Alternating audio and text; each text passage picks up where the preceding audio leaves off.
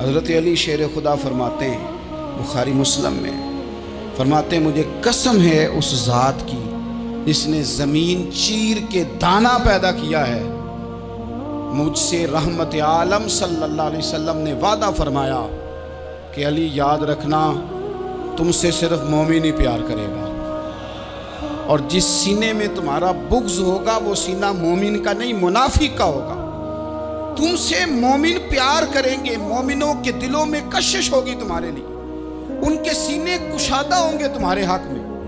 حضرت مولا علی شیر خدا کی محبت، ان کا نام آئے تو دل ٹھنڈا ہو جائے، آنکھوں میں روشنی آئے، چہرہ روشن ہو جائے، تو معنی یہ ہے کہ ایمان مضبوط ہے دل میں۔ اور اگر بندہ کمزور ہونے لگ جائے، اگر اس کی کیفیات کوئی اور رنگ پیش کرے، تو معنی یہ ہے کہ ایمان سینے میں مضبوط نہیں ہے۔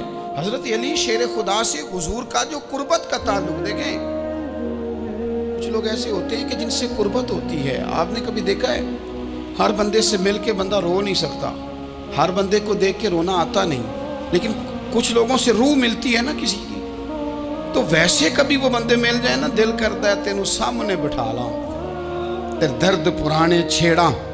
کچھ لوگ ایسے ہوتے ہیں جن کے ساتھ حضور تشریف فرما ہیں، حضرت علی شیر خدا کہیں گئے ہوئے ہیں، تو محبوب کیا فرماتے ہیں؟ فرماتے ہیں اللہ اس وقت تک میرے پاس حضرت اسرائیل کو نہ بھیجنا جب تک میں علی سے ملاقات نہ کر لوں۔ دعائیں ہو رہی ہیں کہ میری جب تک ملاقات نہ ہو جائے، میرا جانے کا وقت نہ آئے۔ مشکات میں حدیث موجود ہے۔ تو سرور کائنات علیہ السلام کا جو ان کے ساتھ قربت ہے، حضور کا جو ان سے پیار ہے، حضور نے ہر مہاجر کو ایک انصاری کا بھائی بنایا، انصار کے اندر حضور نے بھائی چارہ قائم فرمایا، اور یہ تاریخ کا وہ والا بھائی چارہ ہے جس کی نہ اس سے پہلے کوئی مثال ہے، نہ قیامت تک دوبارہ کوئی مثال دی جا سکتی ہے۔ بھائی جب سگے بھائی جب شادی شدہ ہو جاتے ہیں نا، تو ان کی اپنی اپنی جیبیں ہو جاتی ہیں، اپنی اپنی گفتگو ہو جاتی ہے۔ 6 ماہ کے بچے کے بارے میں بھی وہ کہنے لگ جاتے ہیں میں نے بچوں کا بھی تو کچھ بنانا ہے نا۔ انہیں بالکل اب وہ چیزیں نظر آنی بند ہو جاتی ہیں جس میں والدین اور بہن بھائی شامل ہوتے ہیں۔ وہ کہتے ہیں میرے بھی تو بچے ہیں۔ لیکن یہ بھائی چارہ مہاجرین اور انصار کا اتنا زبردست اور معنی خیز ہے، حضور نے بھائی چارہ قائم فرمایا۔ سگے بھائیوں کو وراثت دینا مشکل ہوتا ہے، بڑا کہہ رہا ہوتا ہے کمائی تو میں نے کی تھی، چھوٹا کہہ رہا ہوتا ہے کہ باہر تو پہلے میں گیا تھا، جھگڑے۔ لیکن یہ تاریخ اسلامی کا وہ بھائی چارہ ہے کہ جن میں برادری، قبیلہ، رنگ، نسل، علاقہ ایک نہیں، پر ہزاروں قومیں وجود میں آئیں، دہر میں خشک و تر کے رشتے سے ہم نے بنیاد دوستی رکھی، یاد خیر البشر کے رشتے سے۔ اور اقبال نے جن انداز میں اس مضمون کو بیان کیا ہے وہ انداز ہی نرالا ہے۔ اقبال فرماتے ہیں خاص ہے ترکیب میں قوم رسول ہاشمی، بننے میں کوئی خاص، ان کی ترکیب ہی کوئی خاص ہے۔ حضور نے بھائی بھائی بنا دیا۔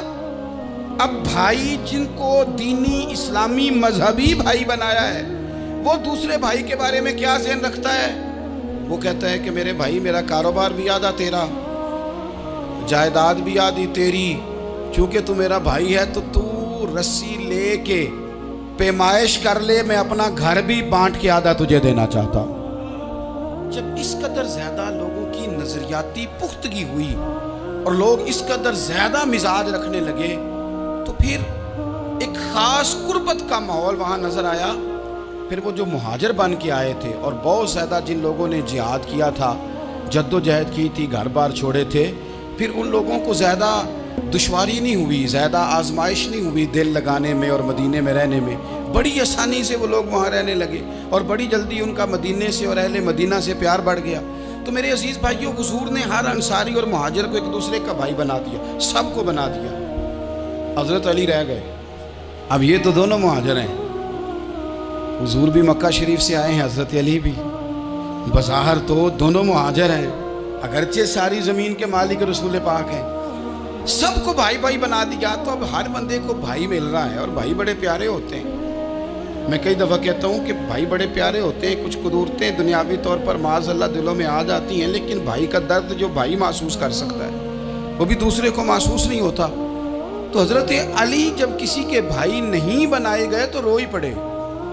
اتنے دلیر بندے تھے، پر بھائی کی ضرورت بندہ اتنی محسوس کرتا ہے۔ اس کو بھائی سے لگاؤ اتنا زیادہ ہوتا ہے کہ مولا علی رو پڑے، مشکات میں موجود روئے۔ حضور نے فرمایا کیوں روتے ہو؟ عرض کی حضور آپ نے سب کو ایک دوسرے کا بھائی بنایا ہے، میں رہ ہی گیا ہوں، مجھے کسی کا بھائی نہیں بنایا۔ اب وہ آنسوؤں میں لپٹی ہوئی وہ بات حضرت علی نے عرض کی تو محبوب نے فرمایا علی انت اخی فی الدنیا والآخرہ، فرمایا علی تو میرا بھائی ہے اور نرا دنیا میں نہیں، تو دنیا اور آخرت میں میرا بھائی ہے، تو میرا بھائی ہے دنیا میں بھی اور آخرت میں۔ تو حضرت مولا علی شیر خدا کرم اللہ تعالی وجہہ الکریم کے جو فضائل ہیں، جو ان کے خصائص ہیں، ان کی جو فضیلت کی باتیں، میں نے جیسے کہا کہ انہیں بڑی زیادہ دلچسپی تھی میدان جہاد سے، شوق شہادت ان کا دیدنی تھا۔ ایک موقع پر نبی پاک صلی اللہ تعالیٰ علیہ وسلم نے ارادہ فرمایا کہ حضرت علی کو اپنا نائب بنا کے مدینہ منورہ میں چھوڑ کے جایا جائے۔ محبوب کریم علیہ السلام جب بھی تشریف لے جاتے تھے تو کسی ایک کو نائب بنا کر مدینہ منورہ میں چھوڑ جاتے۔ حضرت عبداللہ ابن مختوم رضی اللہ تعالیٰ عنہ کو بھی ایک دفعہ حضور چھوڑ کے گئے، تو ایک جنگ کے موقع پر محبوب نے حضرت علی شیر خدا سے کہا کہ آپ کو میں اپنا نائب بنا کے یہاں چھوڑ کے جاتا ہوں۔ یہاں لوگ جان چھڑاتے ہیں، کام کا جب وقت آتا ہے، میدان میں نکلنے کا وقت آتا ہے تو جان چھڑاتے ہیں، اور وہ کہتے ہیں کہ باقی سارے کام لے لو، جب وقت مشکل آئے تو پھر ہمیں کام نہ بتاؤ۔ اب مشکل وقت ہے، جہاد میں جانا ہے۔ حضرت مولا علی شیر خدا کرم اللہ تعالی وجہہ الکریم کو حضور نے فرمایا کہ اس دفعہ میرا ارادہ بنا ہے کہ تمہیں چھوڑ کے جاؤں۔ تو حضرت علی کو چھوڑ کے جایا جا رہا ہے، ان کو مدینے میں رہنا ہے، میدان میں نہیں جانا۔ عام آدمی کتنا پسند کرتا ہے کہ میں آرام سے رہوں گا، لیکن حضرت علی کو اتنا شوق تھا میدان جہاد کا، اتنی تڑپ تھی ان کے دل کے اندر کہ عرض کرنے لگے یا رسول اللہ صلی اللہ تعالیٰ علیہ وسلم، رو پڑے، کہنے لگے حضور ساری دنیا میدان میں جہاد کرے گی اور میں یہاں عورتوں اور بچوں کے پاس رہوں گا، میں یہاں عورتوں اور بچوں کے بیچ وقت گزاروں، حضور مجھے لے کے جائیں۔ تو وہاں بھی حضور نے محبت کی بات سمجھائی، فرمایا علی جب حضرت موسیٰ کوہ طور پہ گئے تھے تو اپنے بھائی جناب ہارون کو چھوڑ گئے تھے، تو تم بھی تو میرے لیے اسی طرح ہونا جس طرح موسیٰ کے لیے ہارون تھے۔ لیکن فرمایا یہ یاد رکھنا میرے بعد نبی کوئی نہیں، حضرت موسیٰ بھی نبی ہیں اور جناب ہارون بھی نبی ہیں علیہ السلام، لیکن وہ انہیں چھوڑ کے گئے تھے، میں تمہیں چھوڑ کے جا رہا ہوں۔ ایک بات اپنے ذہن کے اندر بٹھانا کہ میرے بعد کوئی نبی نہیں آئے گا۔ تو عزیز بھائی، حضرت مولا علی شیر خدا کا جذبہ جہاد۔ اچھا پھر میں نے دیکھا ہے جس زمانے میں میں اور آپ رہ رہے ہیں، اس زمانے میں لوگ کمزور ہوتے جا رہے ہیں نفسیاتی طور پر، ڈری ڈری سی باتیں لوگ کرتے ہیں، سہمے سہمے سے جملے بولتے ہیں، اور یہ ہر بندے کا اپنا الگ ڈر ہے۔ دانشوروں نے لکھا ہے کہ غریب آدمی کا ڈر تھوڑا ہوتا ہے اور جو اونچے عہدے پہ چلا جائے اس کا ڈر، یعنی زیادہ ہاتھ اپوزیشن کے نہیں بندے ہوتے، حکومت کے بندے ہوئے ہوتے ہیں۔ لوگوں کو ساتھ لے کے اپوزیشن نے نہیں چلنا ہوتا، حکومت نے چلنا ہوتا ہے۔ تو حکومت میں جب لوگ ہوتے ہیں تو ان کے اندر کمزوری آ جاتی ہے، جب آپ بڑے عہدے پہ چلے جاتے ہیں تو آپ کی مجبوریاں بھی بڑی ہو جاتی، ہر آدمی کہیں نہ کہیں کمزور پڑتا ہے۔ اور ہمارے ہاں تو لوگ ذرا بیمار ہو گئے تو گئے، اور آج کل جو سب سے بڑا مسئلہ ہے وہ یہ ہے کہ لوگ کیا کہیں گے، اور لوگوں نے بڑے بڑے لوگوں کو پاگل کر دیا ہے، بڑے بڑے لوگوں کو۔ ہمارے علماء نے ایک بات لکھی ہے کہ ایک دفعہ نا ایک استاد صاحب سبق پڑھانے کے لیے آئے تو طالب علموں نے ارادہ کیا کہ آج استاد جی کو بیمار کرنا ہے۔ یہ جو آپ کے مشیر ہوتے ہیں نا ارد گرد، ان کی پڑتال بھی بڑی ضروری ہوتی ہے کہ یہ خبر کون سی لے کے آ رہے ہیں اور یہ کس طرح سے گائیڈ کر رہے ہیں۔ ہمیں تنقید کرنے والا بندہ اچھا تو نہیں لگتا، لیکن تنقید کرنے والے جو ہوتے ہیں وہ ہمیں نکھارتے ہیں، وہ ہماری کمزوریاں جو ہمارے اپنے نہیں نکال سکتے وہ نکال کے ہمیں بتاتے ہیں کہ تم یہاں کمزوری کر رہے، اس کا نفع ہوتا ہے۔ طالب علموں نے ارادہ کیا ایک دفعہ، یہ ہم جو اتنی زیادہ توجہ کرتے ہیں نا لوگوں کی باتوں پہ، لوگ کیا کہیں گے، میں کئی دفعہ دوستوں سے عرض کرتا ہوں زیادہ وضاحتیں نہ دیا کریں، زیادہ وضاحتیں دینے سے بھی بندہ کمزور ہو جاتا ہے۔ ہر وقت کا انداز وضاحتوں کا اور ہر وقت دفاعی محاذ پہ نہیں کھڑے رہنا چاہیے۔ وہ ارادہ کر لیا لوگوں نے، طالب علموں نے، کہ استاد جی کو بیمار کرنا ہے، تو استاد سب چنگے بھلے اچھے بھلے صحت مند آئے، کلاس میں داخل ہوئے تو پہلا شاگرد کہتا ہے استاد جی خیر ہے، آنکھیں بڑی سرخ ہیں۔ میں چل دوڑ جا بیوقوف آدمی، بالکل ٹھیک ہوں، چل کلاس میں بیٹھ چل۔ تھوڑا سا آگے گئے تو دوسرا شاگرد، انہوں نے اب 10-15 نے ارادہ کیا ہوا تھا، دوسرا کہنے لگا خیریت ہے، بڑے کمزور کمزور لگ رہے ہیں۔ اس نے کہا میں بالکل ٹھیک ہوں، کمزور کا چل دوڑ جا اپنا کام کر۔ وہ تیسرے کے پاس گئے تو کہنے لگا استاد صاحب خیر ہے، آپ کے تو مجھے ہاتھ بھی کامتے دکھائی دے رہے۔ اس نے کہا اچھا واقعی؟ اب چوتھے نے بھی یہی بات کی، پانچویں نے یہی بات کی، تو آدھا گھنٹہ گزرا تو استاد جی کو سچ مچ بخار چڑھ گیا، وہ چھٹی پہ چلے گئے۔ کیوں؟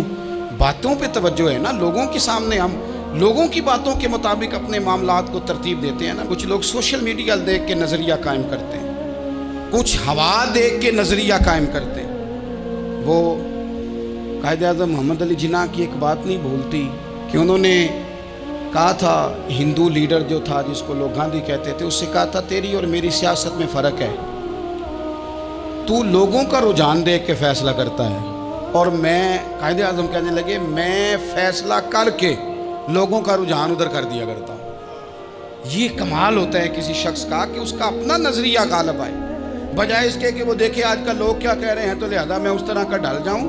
لوگ تو ایک وقت کے لیے کچھ کہتے ہیں، پھر اگلے 4 گھنٹوں میں کچھ اور کہتے ہیں۔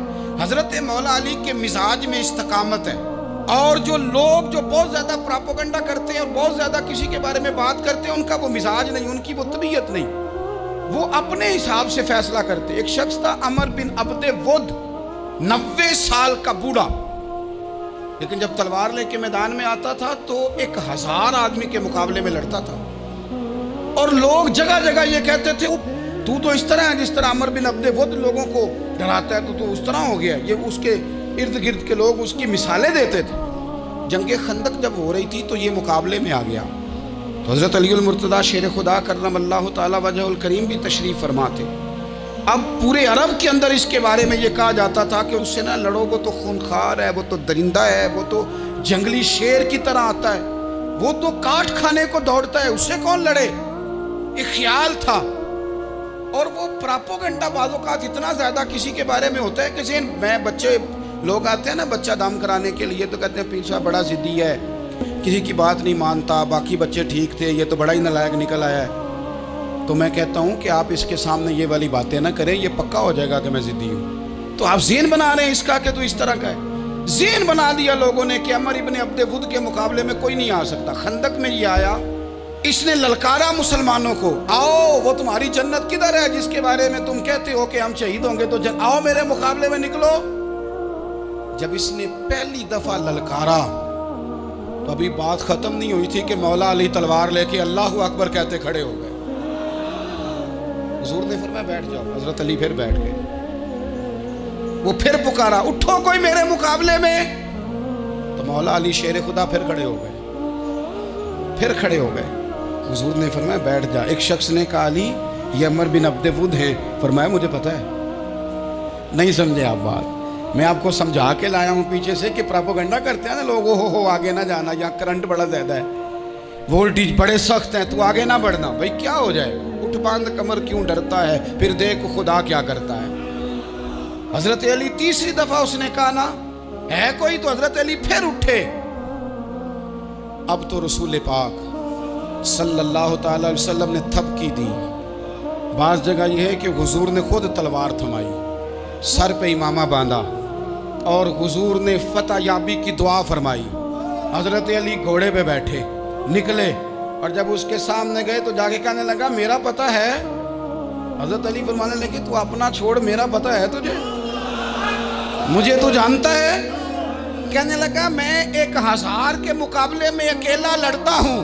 حضرت علی شیر خدا فرمانے لگے پتہ نہیں تو کن سے لڑتا رہا ہے، جانے وہ کون ہے جن سے تو لڑتا رہا ہے، وہ کون 1000 تھے جو تیرے مقابلے میں آتے تھے، پتہ نہیں۔ تو کہنے لگا میرا نام میری ماں نے عمر بن عبد ود رکھا ہے۔ فرمایا چھوڑ تو، میری ماں نے میرا نام حیدر رکھا ہے۔ کہنے لگا تیری عمر چھوٹی ہے، کوئی بڑا لا۔ فرمانے لگے یہ تو جب پنجے میں پنجہ ملے گا تو پتہ چلے گا عمر کس کی چھوٹی ہے، ابھی تو کہانیوں سے متاثر کرنا چاہتا ہے، تو چاہتا ہے کہ تو پریشر ڈالے اور میں تیری بات سنوں، تو مقابلے میں آ، ڈینگے نہ مار، کہانیاں نہ سنا، دیواریں ہلتی رہتی ہیں اور در کانپ جاتا ہے۔ علی کا نام سن کے اب بھی خیبر کانپ جاتا ہے۔ تو مقابلے میں آ، تو باتیں بنا رہا ہے، کہانیاں سنا رہا ہے۔ وہ کہنے لگا تو بچہ ہے، میں چاہتا نہیں تیرا خون بہاؤں۔ تو حضرت علی کہنے لگے میں بڑے دن سے پریشان ہوں کہ کسی بے ایمان کا خون بہایا کیوں نہیں، میرا بڑا دل کر رہا ہے تیرا خون بہاؤں۔ اس نے بڑی زوردار ضرب لگائی، غصے میں اتنا پاگل ہوا، کیونکہ اس کے بارے میں معروف تھا کہ وحشی مزاج آدمی، اتنا سخت پاگل ہوا غصے میں، اس نے اپنے گھوڑے کے پیر کاٹ ڈالے، پہلے تلوار گھوڑے کو دے ماری، اس کو کاٹ کے دوڑا۔ یہ کیوں کرتے تھے لوگ؟ عرب کے لوگ اس وقت یہ کام کرتے تھے کہ ہم نے گھوڑا ہی مار ڈالا ہے تاکہ ہم بھاگ نہ سکیں۔ کہتے ہیں نا کشتیاں جلا دی ہیں کہ اب واپس جانے کا راستہ ہی بند ہو جائے، گھوڑے کے پیر کاٹ ڈالے کہ بھاگنا نہیں۔ اور بڑی زور سے اس نے ضرب لگائی حضرت علی پر۔ حضرت علی نے جب روکی تو وہ ڈھال ٹوٹ گئی حضرت مولا علی کی، اور آپ کے امامے کو اس کی تلوار بھی لگی۔ آپ نے فرمایا دکھا لیا تو نے زور، اب میری باری ہے۔ حضرت مولا علی شیر خدا کا قد بظاہر چھوٹا تھا، صحابہ کہتے ہیں ہم دور سے دیکھ رہے تھے، اللہ اکبر کہہ کے تھوڑا سا زمین سے وہ اٹھے، تھوڑا سا اٹھے، اور پھر دوبارہ نہیں انہیں تلوار چلانی پڑی، ایک ہی ضرب لگائی اور اس کے 2 ٹکڑے کر کے اسے زمین پہ پھینک دیا۔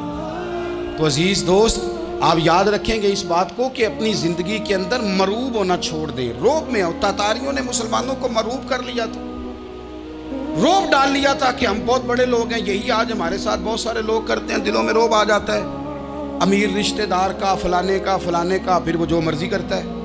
تاتاریوں کی ایک بی بی،